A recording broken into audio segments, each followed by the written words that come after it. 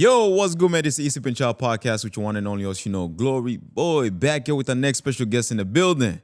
With this special guest, man, I just want to say thank you so much. He flew all the way from Atlanta, Georgia, just to be on this special podcast. Like I always say, man, it's the number one most diverse podcast in Buffalo, New York. And what I usually do, basically, and I'm continuing to working hard and bringing amazing guests that have different life experiences, different career paths, that not only to teach the youth, but also everyone in general. So before we allow him to introduce himself, yeah, go ahead and hit the subscribe button. Don't forget to like, comment, and share this video. And how are you today, brother? Good, brother. I am well and highly impressed, right? That introduction, hey, we were just talking about your aspirations one day being on TV and radio, and you definitely have the tonality and the cadence to go with that. And so I'm proud of you, and Yes, you gave me a little teaser what I could look forward to in the future. Yeah, thank you so much, man. So tell the people your name, what you do, and then we could continue because I have so much questions to ask you. You have a tremendous story that you tell the people that will be watching today, and I hope everybody is watching this and they'll be inspired. So yeah, tell the people your name and what you do. So my name is LeAnthony Freeman. In this capacity, I am representing our single-gender, all-male charter school, grades 6 to 12, Ubuntu Leadership Institute. For those that don't know, it's an African philosophy that means I am because we are. And in other capacities, I have had the honor of being a manager and founder of United Ed Academy, previously known as Yale Academy. The acronym stands for Youth Acquiring Leadership and Excellence. Man, I've watched your resume. Amazing resume. Because you actually, sometimes like when you watch certain people, it's like, man, like this person really deserve it all. Because you didn't just start from like everything being given to you. You worked hard for it. And the reason why I have you on the podcast is because I've been watching social media here and there, and I came across one of your pictures, and I was mentioning that earlier. You had all your stuff kind of like thrown out like the dorm, and you were just trying to find a way to live life. You was basically homeless, but look where you are right now. So take us back just to your childhood, because with all my guests, I like for them to take us back when everything started. How was your childhood like, just growing up and so much more? Yeah, that's an interesting starting point, and I appreciate that because I did a lot of interviews, and I don't think that question came about. It's usually about, right, like when did you start the thing? But the childhood, I was raised by a single mother here in Buffalo, New York. My father and her separated when I was 3, I believe, and he used to get me every other weekend, drop me off at his girlfriend houses, which, unfortunately, was a norm for myself at that time, and so I didn't know that probably wasn't the most healthy situation. And my mother and we most recently have a conversation. I asked her, based off of some things that transpired, I'm like, what did you want from me, right? Because when we look at different cultures, more times than not all the time, but more times than not, different cultures, parents have a different level of intentionality for their kids, right? We can look at the Asian cultures, the African cultures, and you ask the question, what do you want for your kid, or who is your kid going to aspire to be, right? And that parent is like, hey, my kid is going to be an architect, my kid is going to be a doctor, my kid is going to be a lawyer, or some form of that. I asked my mother, and she said to me, well, all I wanted you to do was to be healthy and to be safe, which is interesting because the organization was grounded and rooted in the idea that there was a lack of intentionality in my development.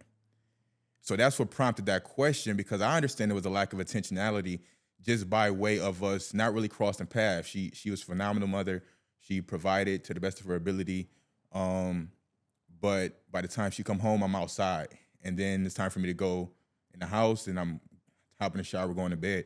So there really wasn't intentional interactions, conversations, grooming, or priming of that nature. And so I was again, there was a disconnect, and I wanted to know why. And so she explained that to me. It hurt my heart, right? Because if I didn't take an initiative, and even though I ended up making some poor decisions And if I haven't had a higher power to watch over me, I wouldn't be who I am. But I think it states a lot within the Black community, right? That is a norm where you don't know what your child is going to be, or you don't know what you want them to be. You just want them to be alive, right? So nonetheless, that's what majority of the childhood consisted of. And then when I was 14, my father remarried and moved to Rochester, and I believe that is when the turbulence began. I began to face hindsight abandonment issues, right? And I began to act out in different ways. My first arrest was at the age of 14. Last arrest was at the age of 24, and was constantly in and out. Got kicked out of my mother house each year of my high school career. Inevitably leaving, or I ended up moving to Delaware with my father. I believe it was my sophomore year. We got into a huge fight. My stepmother kicked me out. They placed me in a mental institution, claimed I had anger problems. Well, I did. And I claimed I probably had, probably did. I mean, you could tell. I mean, based on your life circumstances, Yeah. I mean, it could develop that anger. Yeah. You know, your mother, you wasn't really sitting down, like you said, and having those normal conversations. Your father wasn't really around as much.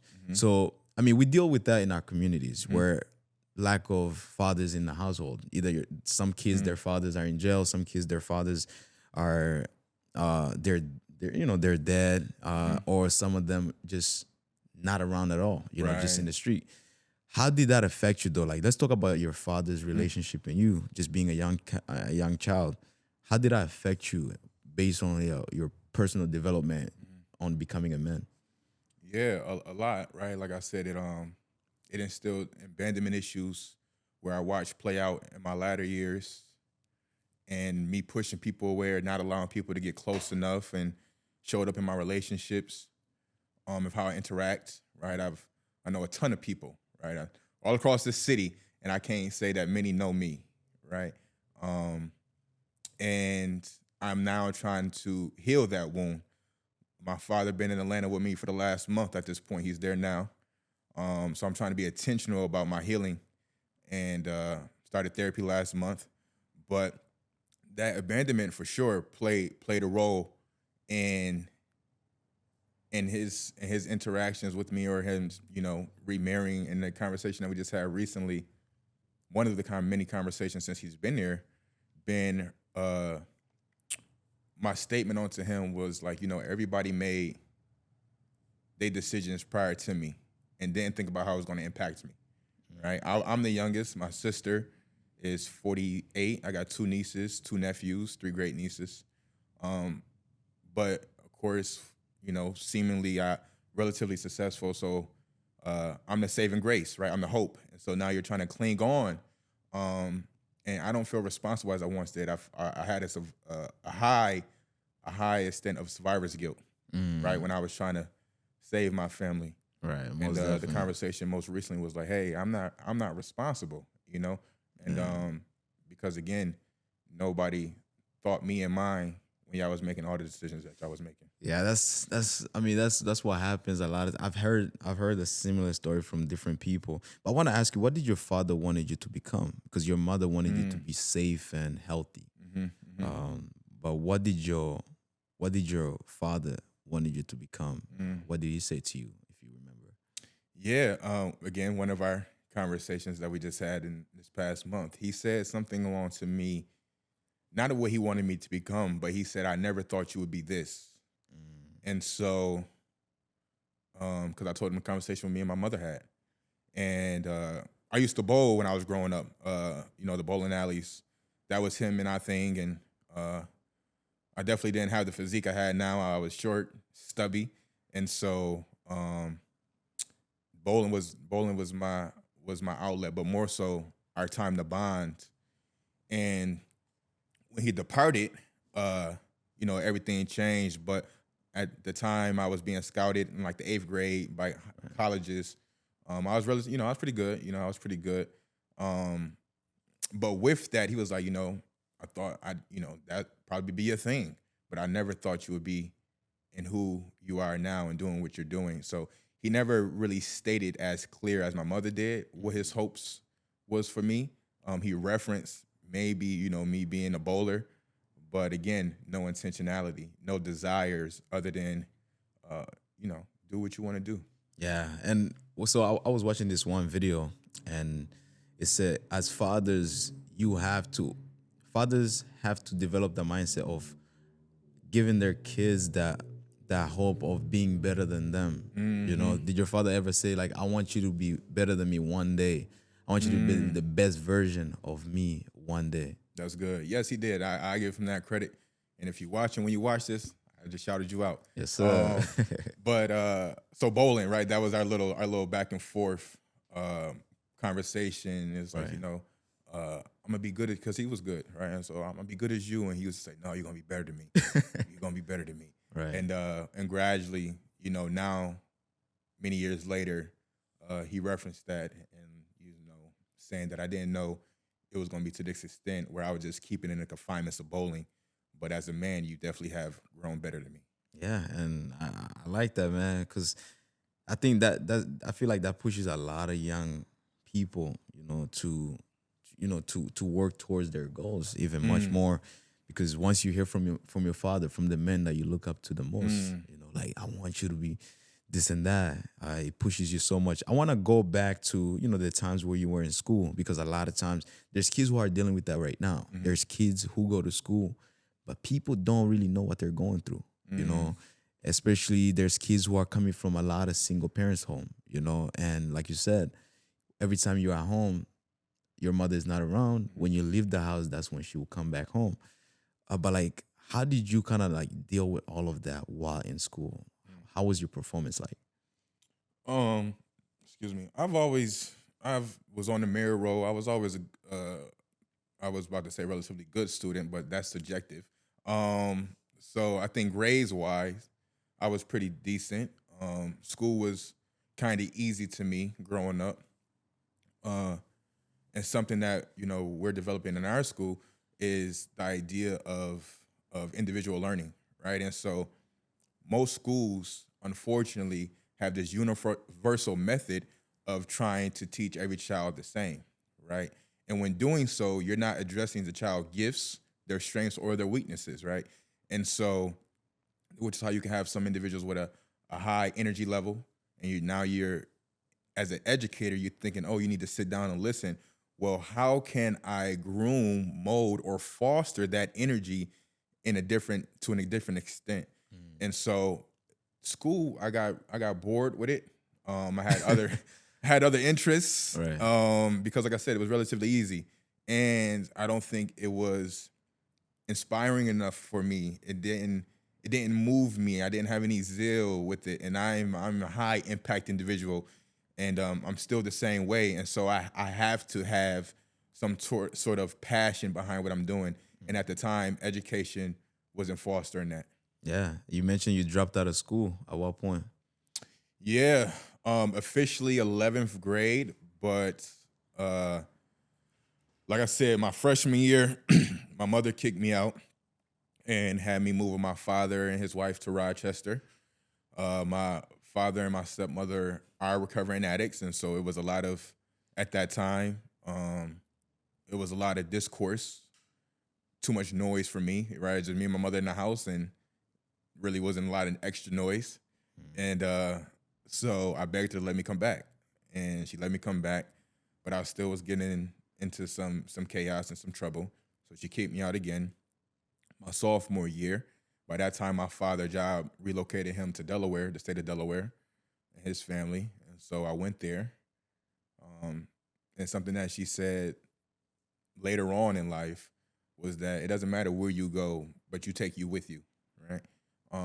Which hindsight is the truth. And so, of course, I moved locations, and yet I still got into some chaos in Delaware, and inevitably leaving me to be placed into a mental institution, like I said, and Right. then they kicked me out. My father and my stepmother kicked me out, and came back home to Buffalo. And by that time, I was like, you know what, I'm good on this. Man, you kind of remind me, because one of our friend, Idris. So one of our friend, same exact thing, like you said, you take you to wherever you going. Mhm. So his mom moved the whole family from Buffalo because he was getting himself in a lot of trouble to Iowa. So him being in Iowa, we thought everything was gonna be good. Right, right. But it even got even worse. Wow. You know, to a point where like now it's like, you know, I don't even know. I haven't heard from him like in years. And all we Why do do you is think that is? I just feel like, I mean, he grew up in a single parents home too.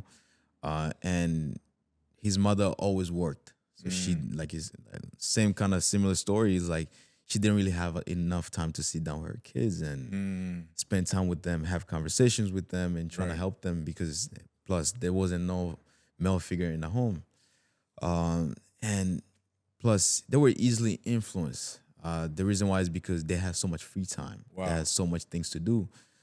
So like him moving, I feel like it just didn't really help as much because him going to a different story, it became like a cultural shock. Now he's around different people Right. compared to like when he was here, he had us.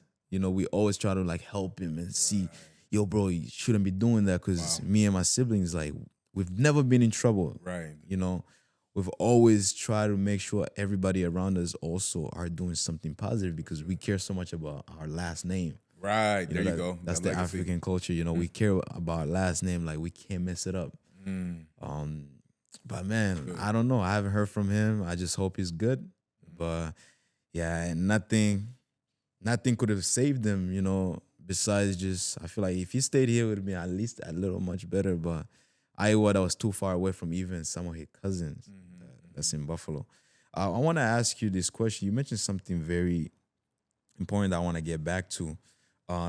Basically, like when you went to live with your, step parents, stepmother and your father, you probably did have siblings around you.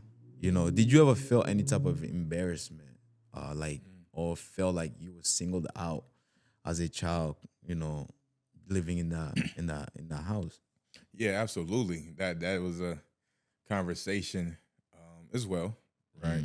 I'm good to address conversations later on in life, right? But definitely was feeling like as though I was a stepchild. I remember it was one Christmas that me and my stepmother and I had a conversation about maybe 4 years ago. Circle back again. So I think healing is intentional. So I've sort of been on that journey for quite some time. So I circled back to apologize to her and my father for all the harm in which I've done and caused, because I felt there was to an extent, I played a role in them separating. And so I wanted to take ownership and take accountability, and I apologize. But nonetheless, we talked about when I was 17, it was a Christmas where my my stepbrother and my stepsister have received a ton of things, right? PlayStations, clothes, toys, and my gifts was a pair of pants and like a pullover jacket, right? And I think it rubbed me the wrong way. And then later on in life, she shared, well, you was going home to your mother's. I was like, all right, but I live here, right? I live here, and then why, my father paying this, that, and the third? Why is it that this is how I'm being treated? And it was another time in Rochester, right? My bed was in the basement, but it was multiple occasions where those was the most pivotal situations that I can recall. But throughout the relationship and the stint in which I was there, for sure that I was getting. Now, I must say that I wasn't the best, right? And so it's like the boy cried wolf to some extent, right? Like you have done so much, and now when you may be innocent, we're still going to fault you, right? Because you'd have produced this stigma and this idea, this identity of you being a troublemaker. And so it was also many times that I was taking the fall from my stepbrother, primarily because I think I wanted to be liked, I wanted to be loved, right? I wanted a brother. I just have my older sister. And so I was taking the fall for him in many regards. But that's how that showed up. And I don't fault her or him, Right. because I was a troublemaker, right? Which is why it was imperative that I circle back around hindsight to apologize for my actions. Yeah, and I respect that because accountability always, you know, it actually relieves everything. You know, like you said, you know, you was a troublemaker and you understood your position to, you know, why some things weren't going as it's supposed to because Right. you wasn't doing what you were supposed to do in order to get what you know you Exactly. deserved in that case. I wanna jump forward to, you know, the time when you started thinking about your future. You know, because a lot of times we go through so much obstacles in life and then one moment hits us and we're like, man, like now it's time for me to kind of like, you know, focus and think about what I really want to become. At what point in your lifetime, just growing up as a young, you know, let's say high school or freshman year of college, did you started, you know, thinking about your future for real and saying like, this is what I want to become? I okay. I appreciate that question. Um, I think I heard them in their separate categories because one didn't impact the other. So when I started thinking about my future, didn't overlap with what I wanted to become. I started thinking about my future, and the last time I got arrested, um, I was 24, and I've unfortunately have done a lot, right? And I've may have seemingly, um, by God with God's grace, have gotten away with a lot. And that last time it was for DWI, and at that time of my life, I have morally adopted a daughter, um, from my first girlfriend, and it was her cousin's. Her cousin had a mental disability. Her cousin had a daughter, and my first girlfriend's mother took custody over the daughter. And I started babysitting the daughter at 7 days old. And I guess, but happenstance, I started falling into the role of a father. Physically. And that was not your biological child. Yeah, no, Did you have no, any kids before that? Or no? no, I still don't know. And so, physically, father daughter weekends, financially, I was stepping up. Um, but that last time I got arrested, I remember it was a gentleman across from me in my cell.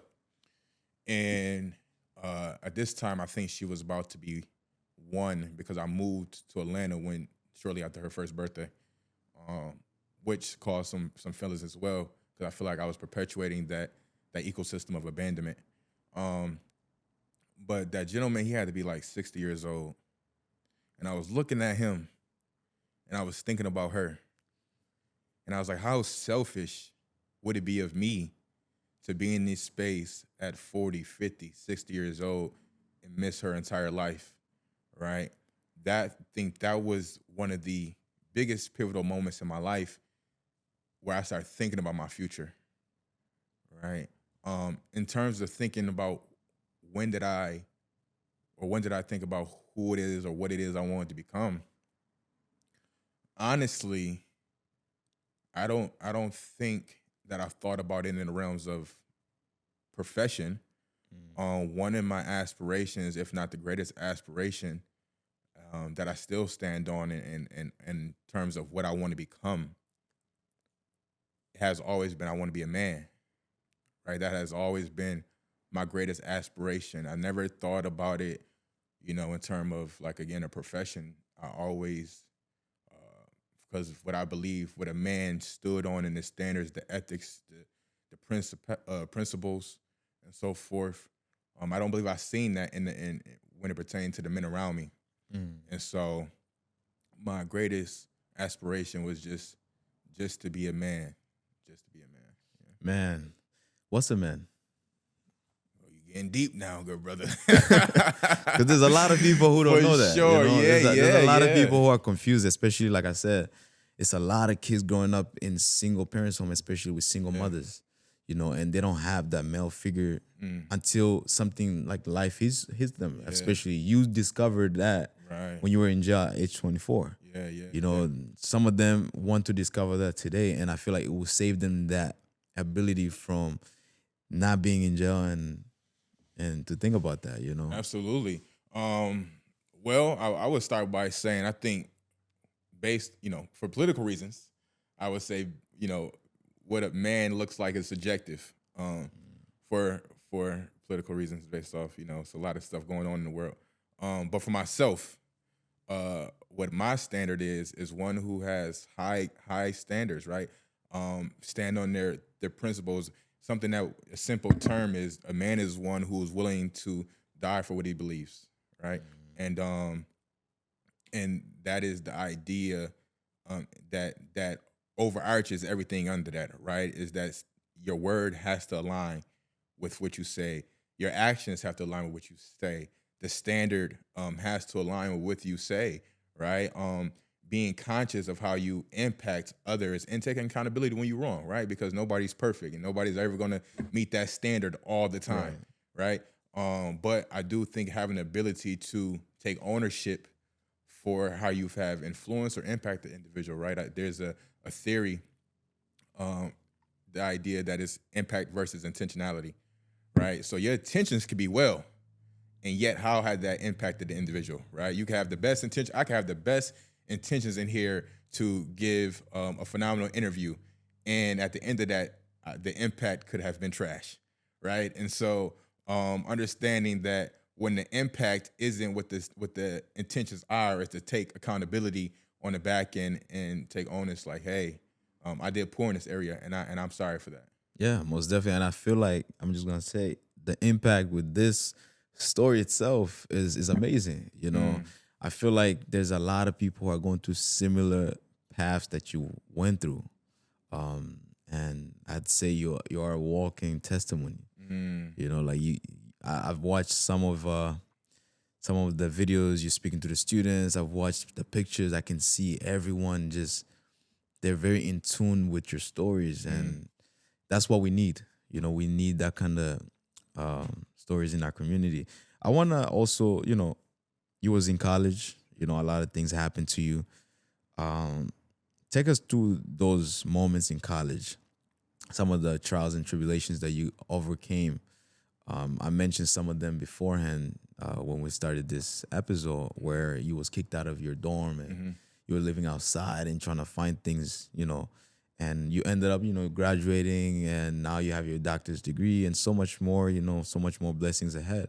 But yeah, take us through that journey. So the time in which you're referencing is my master's is last year, but so I got my GED, then I received my associate from ECC, and then in 2016 I went down to Atlanta for Morehouse, where I received my bachelor's degree in political science. But it took 8 years to receive that, because start with those trials and tribulations, right? It was an uphill battle. I'm a first generation college student, really not knowing nothing about the education system, not knowing how to navigate spaces at all. And then I founded my organization roughly a year after me getting there, and that's what I was focused on, honestly. I've always, you know, I entered college when I was 25, and so maybe when I should have been in class, I was kicking it on the bench with a younger brother talking about life, right? And then other things were just occurring, financial issues. My girlfriend at the time, she got pregnant, and I asked the principal of the school I was working with, where I was doing my organization or my programming at, can I get a job? And he let me get a job as a paraprofessional, where he gave me a classroom to work out the kinks for my org, right?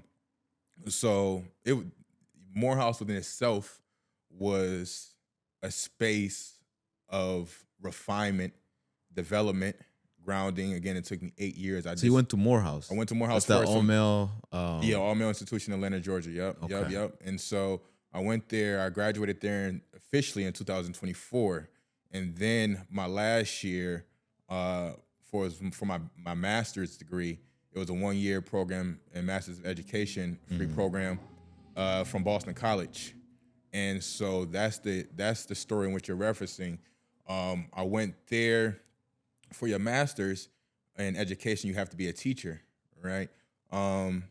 Which was a transition from me implementing, building, creating something of my own, to then taking directions and supporting a curriculum that I didn't believe in, right? And so I took the job because the job also came with housing. And so I went to Boston. Again, it was a 1-year program. It was AmeriCorps. They was paying us $1,600 a month, but I wasn't too pressed about the money because I wanted the degree for strategic reasons for what I was trying to do and what I am doing now. However, then I found out that other individuals in my program was getting paid full-time teacher salaries. Well, you know, it didn't sit right with me. So I found another school to work at. And unfortunately, that school that I was originally at that was providing the housing, they was like, hey, we heard that you're leaving us. And so therefore you have to leave the apartment that we're giving you as well. Okay, cool. How much time I got? You got 14 days. Oh, okay. 14 days. 14 days to get up out of there. So, Wow. it's not the easiest to find apartments in Boston in such a short period of time. So that inevitably left me to living in the storage for roughly a month, give or take, and trying to figure that thing out. I end up finessing a way to become an RA on campus. I became an RA on campus by the grace of God, right? And however, I was engaged at the time, and I went home to Atlanta, and we was looking at the venue. It was a hurricane or some hurricane warning, so my flight got canceled 3 times. You know, if you miss RA duty, you're immediately terminated, right? And so I missed RA duty. And so when I got back to Boston, they're like, you're immediately terminated. You got 3 days to move off campus. Man. I'm like, sheesh, okay. How long do I have? Right. You know, I think this was March. I'm like, yeah, we got a month left of school. They're like, okay, that's awesome. And that does not have anything to do with us. All right. So I packed my stuff up and I drove back here to Buffalo. And I flew into Boston every week until I was done. All while another part of the story that you was referencing, unfortunately, I was charged with a gun charge at that time as well. I have my license. And so maybe like 2 weeks after I got to Boston, I was leaving the gym and I got pulled over for my registration. And, you know, I'm telling this state trooper, hey, I got a registered firearm in my glove compartment. Can I, you know, get my license and everything? He like, yeah, for sure. Thanks for telling me. He like, you know, you got your license on you? I'm like, actually, I don't. And he was like, you know, he was trying to give me a chance. It was a Sunday. He was like, you got it in your emails? Do you got a picture of it? He called Georgia and tried to get in contact with them, but of course it's a Sunday, they're closed. He was doing all that he can. I'm like, man, I don't have my license on me. So, of course, you know, he was like, man, I'm sorry. I see that you still got your Georgia plates on here. I know that you've been here for a little bit. You know, I showed him that I just moved here. Right. And he like, I still got to take you down, you know. I'm like, all right, cool. So all while I'm getting kicked out trying to find somewhere to live, I was fighting this gun charge for 8 months. On top of, again, we talked about running an organization. We did our youth summit during the same time. I released my first book. I was doing that storage situation. I was waking up at 5 o'clock so I don't get caught in the storage. I don't advise that to anybody, right? Waking up at 5 o'clock to make myself go down to LA Fitness, wash up. I go to the school, teach my 4th and 5th grade class. Then I go to Boston College to do my classes, and then I go back to the storage and work on Yale Academy. You know? Man, that's crazy, man. And all it took was just, you know, understanding the circumstance that you were in already. You know, like you can't change it, but you just have to live through it and find a way to survive. Right. And that's what you did. And a lot of times, some people tend to just give up. What kind of gave you hope, though? What was the one thing that gave you hope each and every single day? Because you could have gave up. You could have said, you know what, man, I'm sick and tired of this. Like, I can't be living in a storage and going all the way to the gym to shower and change and go teach. You know, you could have just been like, you know what, I'm done with all of this. But what gave you that strength? I think number one, I came too far. Right, that was the first thing. Like I literally sacrificed my life in Atlanta to go to school. Right, and I have a decent life, and I came too far. That was the first thing. Then the second thing, I believe that I was and am walking in my purpose. And I don't grasp a hold of the idea. I understand the rhythm of my life, right? Like I believe everybody has a frequency and a rhythm of life, and I understood the rhythm of my life at this point. When I am entering a new threshold or new season, there's turbulence, right? And have mastered the identity of what that looks like when it's entering, when I am entering my next season, right? And so, my mother was stressed, my fiance at the time was stressed, and so forth for this, and but I'm like, everything gonna be okay, right? Like I know that I'm supposed to be here, and this is a test, right? Like I've grown familiar again with the rhythm when test has shown up, and I've been counted out, and I was defeated, and I wanted to quit, and then I was able to make it through, and so it's a pattern, right? And it happens at every stage in your life. I just had a conversation yesterday with a brother, and a younger brother. He's going through something similar now, but he referenced, like how billionaires go through it in their own right.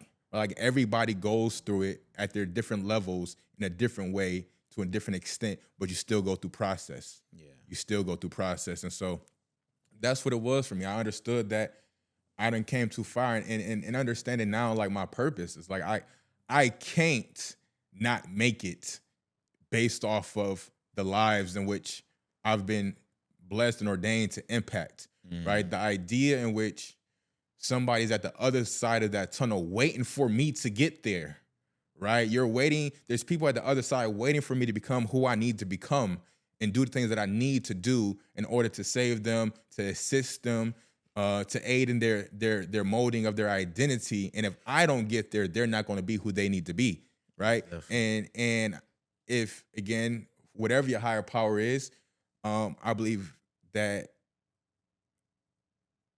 God wouldn't do that to them. And by way not doing that to them, wouldn't do it to me, right? Yeah. So that's I feel like in that case, God always takes your faith too. He puts you in positions where, okay, let me test you out. Let me see how much you believe in me. Right, for sure. To see if you're gonna give up, or to see and I like how you mentioned, just people have to understand based on your higher power. Do you have that faith? Do you have that hope that you're gonna overcome everything? I want to ask you this question before we talk about Ubuntu organization that you have. So you did have your fiance. A lot of times in those cases, women tend to walk away from men.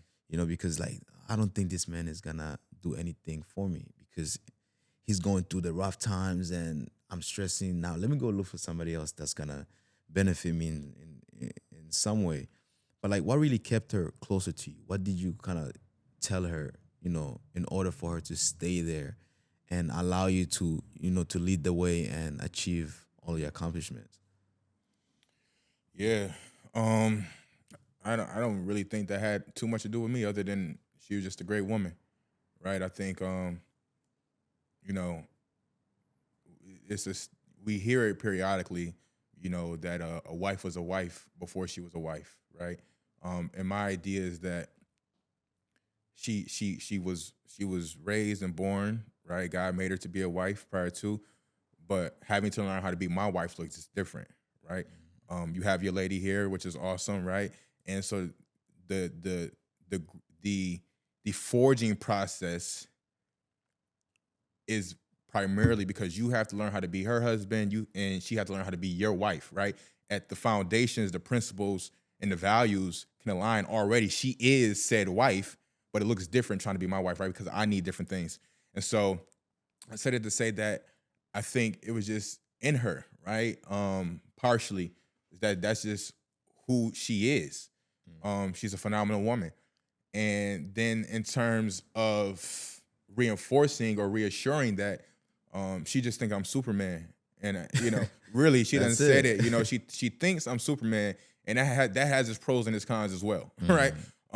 Because you don't see me break a sweat. You don't think I'm breaking a sweat. And so you think all is well, right?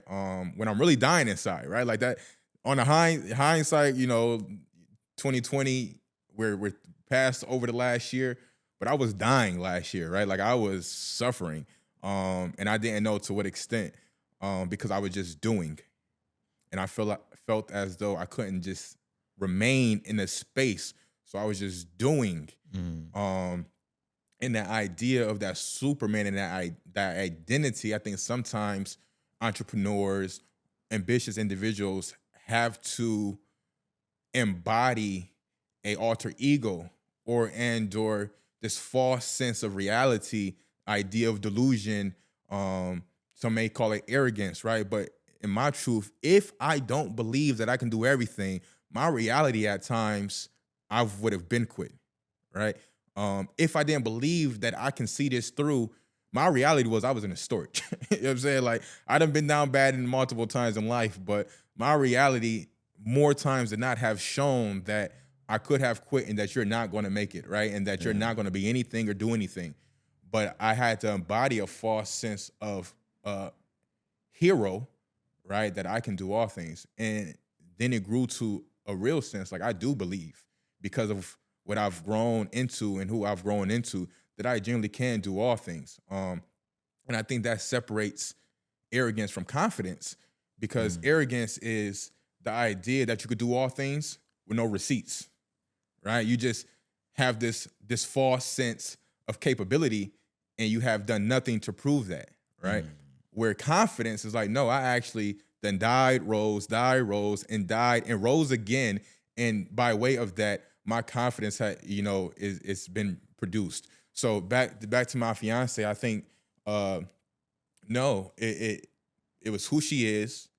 And the only thing that I probably have or did at that time to reinforce her was remaining who I am, which is everything's going to be okay. Like, I'm going to be okay. And by way of that, her really believing in it because she believed in me. Amen. That's it, brother. Right. And not all heroes wear capes, Well, there you. Not all heroes wear capes. Brother. Right. We got it. My dog. Yes, sir. But yeah, I wanna also touch base on Ubuntu, because the main reason why I was also able to, have you on this platform was because you're doing something amazing, And that's something amazing, is that you're developing not just a school, but you're also developing a mentorship for young men, because we need that. As you can see now, I'm always mention this, not a lot of kids growing up in a household where they have those male figures. And I had somebody on the podcast one time, what's his name? Rick Hyde. Oh, yeah. And yeah. who was talking about having like a brotherhood back again, like those kind of like those kind of environment where there's like the brotherhood, where teaching the younger brothers like how to become man and so on. And I was like, man, this is amazing. I feel like you should start this. And you actually doing that as we speak. Let's talk about Ubuntu. What has been the most impactful thing with Ubuntu by far? Absolutely. So I want to grant clarity. So we started off as Yale Academy, right? Which was the nonprofit. We scaled across 3 different states: Georgia, Buffalo, or New York rather, and California. Then we restructured and became a for-profit, a public beneficiary corpse, right? Which is basically a hybrid, right? It has a communal mission for the community, while still being a for-profit agency. And that evolved into United Ed Academy and acted as a educational firm, right? Where we sell our workbooks, our curriculums, our programs, and self-paced modules for stakeholders, parents, and all. Our third phase is now Ubuntu Leadership Institute, right? Which is a single gender, all male 6th to 12th grade school with the focus on expeditionary learning. So EL is the motto, which is project-based learning. And with that is a few different concepts, and each concept is geared towards the environment. So within that curriculum would be instilled the concept. So for IE example, we have one of the concepts is skilled trades. Another concept is entrepreneurship. Another concept is global leaderships. And then we have arts, right? And so based off the environment will dictate the campus that's needed in said environment. So it's a multi-campus structure, Right. We actually open our first campus in fall 2028. And so we haven't opened it yet. We're in the process of the petition season, right? We're scheduled to open our second campus here in Buffalo in 2031. I was just talking to my CDO today. I was like, hey, you think we could open both at the same time? And because I'm ambitious like that. Right. He like, it sounds good. We probably can, but I don't think we should. But yeah, so I think that the institution within itself is going to be revolutionary, right?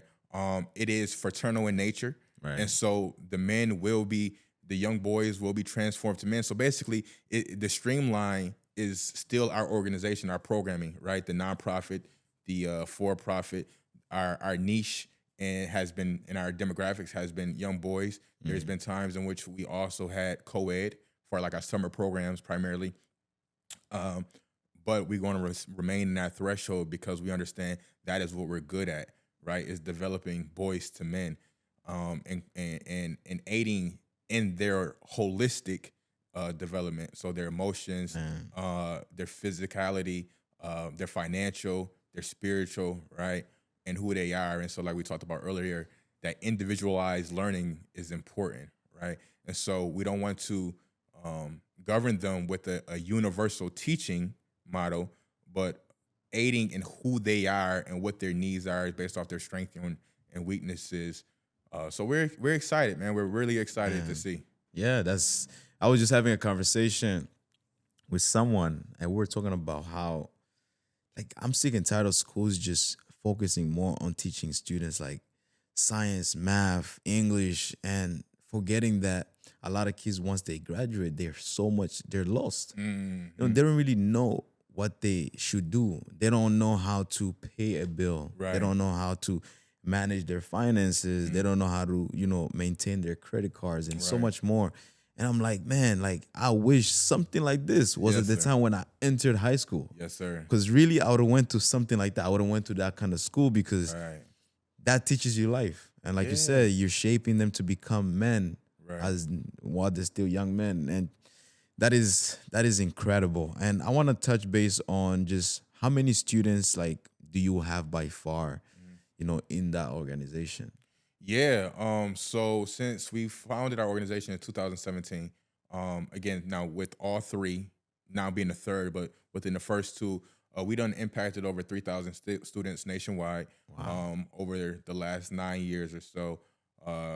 We done been in Boston, like I said, Boston, Georgia, Atlanta, California, and quite of other locations. And so by way of the different programs, the workshops in which we implemented, the training, we had a contract with New York City for the last 5 years where we train their educators, 2-day PD event. And so throughout the entirety of our workload and programmings, we done impacted over 3,000. And so we're excited to see what's able to come at this point. Yeah. Right.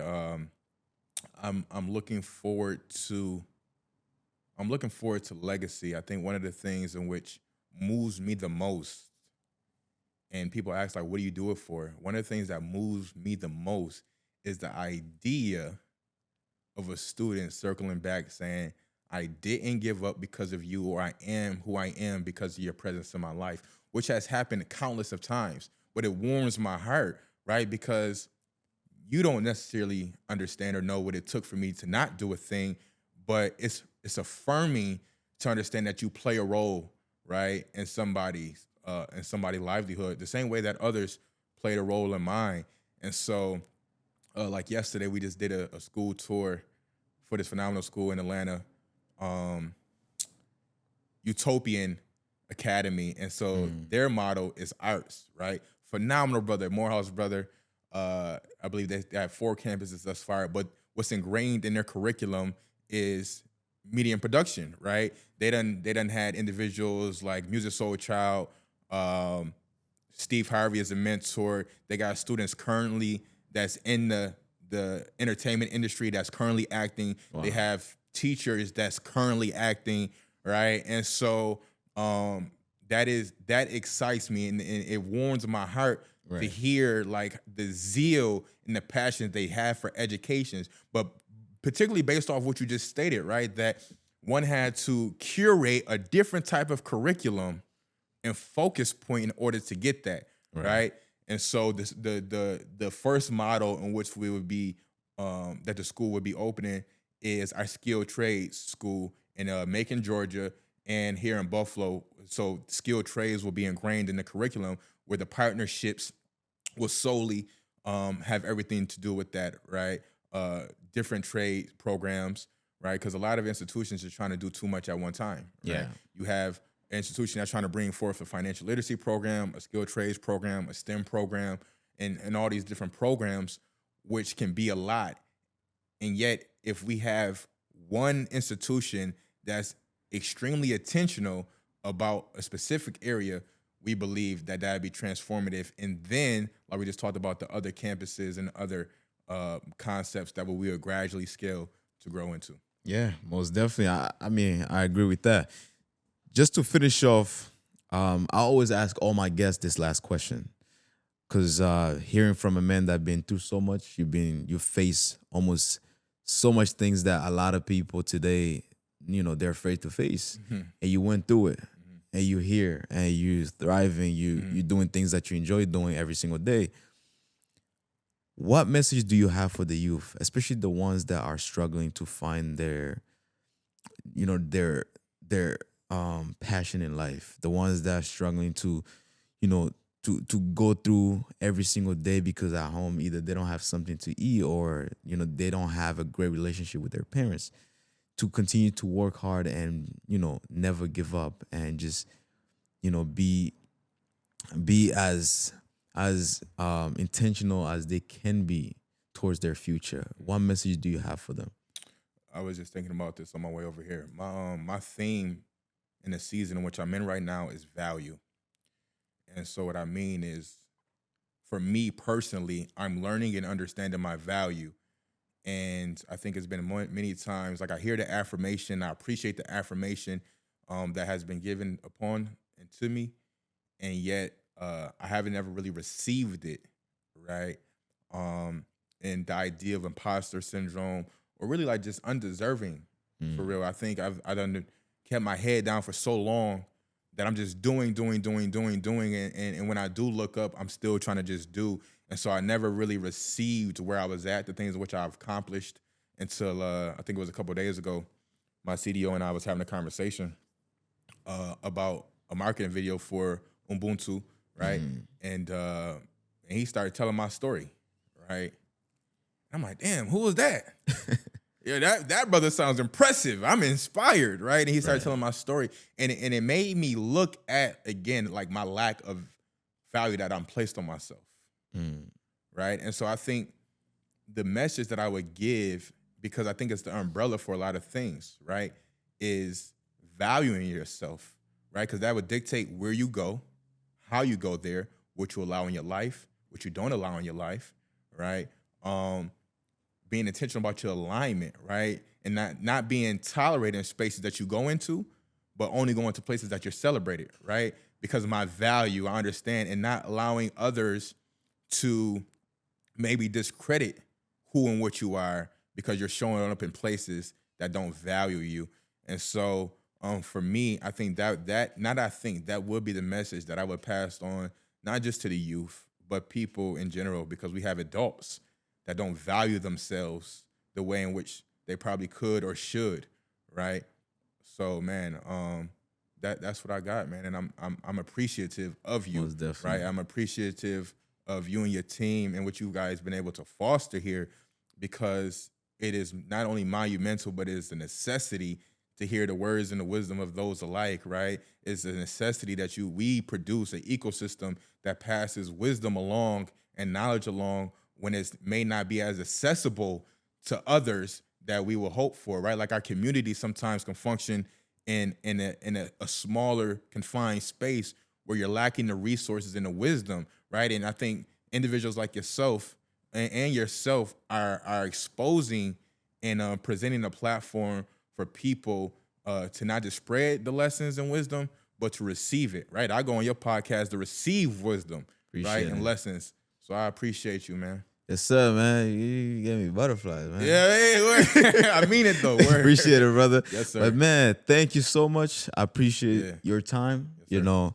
just being able to take time out of your schedule to come all the way from Georgia to Buffalo to be on this platform makes me even want to continue doing this even more every single day. This is my reason why I just don't give up.